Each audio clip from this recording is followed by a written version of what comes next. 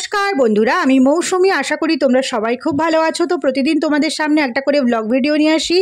তো আজকে দেখো একটা রেসিপি ভিডিও নিয়ে চলে এসেছি। তো দেখো সিম্পল একটা এগ কারি।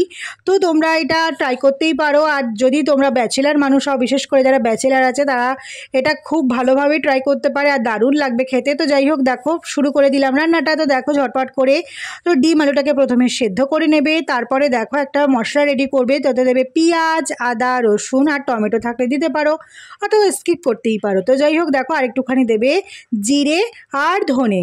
এটা দেখো মিক্সারের মধ্যে দিয়ে একটা সুন্দর পেস্ট করে নেবে। নেওয়ার পরে দেখো আমি আলু আর ডিমটাকে ভালো করে ভাজা ভাজা করে নিচ্ছি, কারণ সেদ্ধ করে নিয়েছি। তোমাদেরকে বললাম তাড়াতাড়ি হয়ে যায় এইভাবে রান্নাটা করলে। তো সেই জন্য তো দেখো আলু আর ডিমটাকে প্রথমে ভেজে আমি তুলে নিচ্ছি, আর তার মধ্যে দিয়েছি দেখো লবণ আর হলুদ, তাহলে ভালো দেখো কালার আসে, দারুণ একটা কালার হয়। তো দেখো হলুদ হলুদ কালারটা হয়ে গেছে।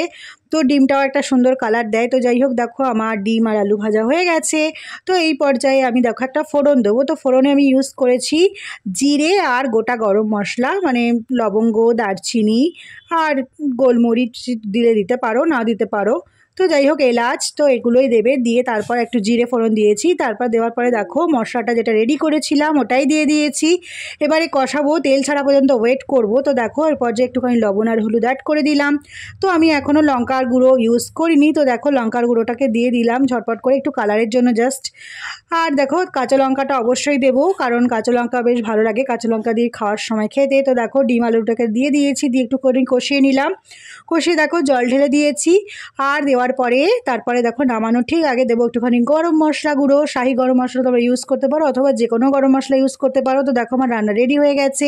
এটা বেশ চটজলদি হয়ে যায় আর ঝটপট হয়ে যায়, খুব সুন্দর লাগে খেতে। আর ভাতের সঙ্গে, গরম গরম ভাতের সঙ্গে তো দারুণ লাগে, রুটির সাথেও খেতে পারো। তো যাই হোক, দেখো পরিবেশন করে দিয়েছি। কেমন হয়েছে অবশ্যই কমেন্ট করে জানিও। আর এই রেসিপিটা কেমন লাগলো সেটা অবশ্যই জানিও। দেখা হবে অন্য কোনো আরেকটা রেসিপি নিয়ে। আজকের মতো টাটা, সবাই খুব ভালো থেকো, সুস্থ থেকো।